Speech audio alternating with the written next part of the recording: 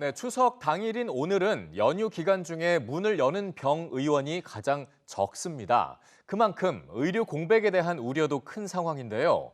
정부는 의사가 부족하면 환자를 받지 않아도 된다는 지침을 전달했는데 환자들은 응급실 이용이 더 어려워지는 건 아닌지 불안해하고 있습니다. 배아정 기자입니다. 정부가 추석 연휴를 앞두고 전국 17개 시도와 의료단체들에 전달한 응급의료에 대한 새로운 지침입니다. 응급실 인력이나 시설이 부족하면 진료 거부가 정당한 사유라고 명시했습니다.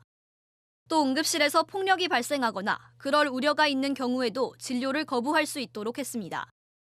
환자나 보호자가 의료진을 협박하거나 모욕해 진료를 방해하는 경우도 진료 거부 사유에 해당합니다.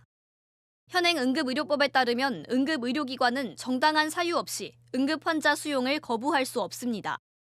그런데 정부가 이번 지침을 통해 환자를 거부할 수 있는 정당한 사유의 범위를 명확히 제시한 겁니다.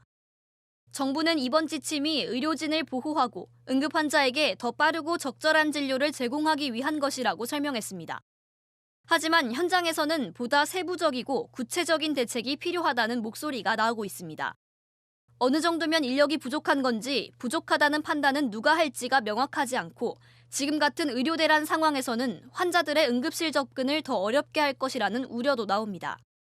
환자는 구급차에서 있다가 결국 죽을 수밖에 없거든요. 구체적인 기준이나 판단이나 주체 같은 내용들에 대한 이제 이 논의가 없는 상황이다 보니까 환자는 국민 입장에서는 더 불안할 수밖에 없는 거죠. 한편 추석 당일인 오늘 문을 연 병의원 수는 1,700여 곳으로 어제보다 절반가량 줄었습니다. 전국 409개 응급실 가운데 충청북도 충주시 건국대 충주병원, 경기도 용인시 명주병원 등 두 곳을 제외한 407개 응급실은 연휴 기간 내내 24시간 운영할 예정입니다. 문을 연 병원 현황은 응급의료 포털 홈페이지와 네이버 지도와 카카오 지도 어플에 명절 진료, 응급 진료 탭을 클릭하면 실시간으로 조회할 수 있습니다. EBS 뉴스 배아정입니다.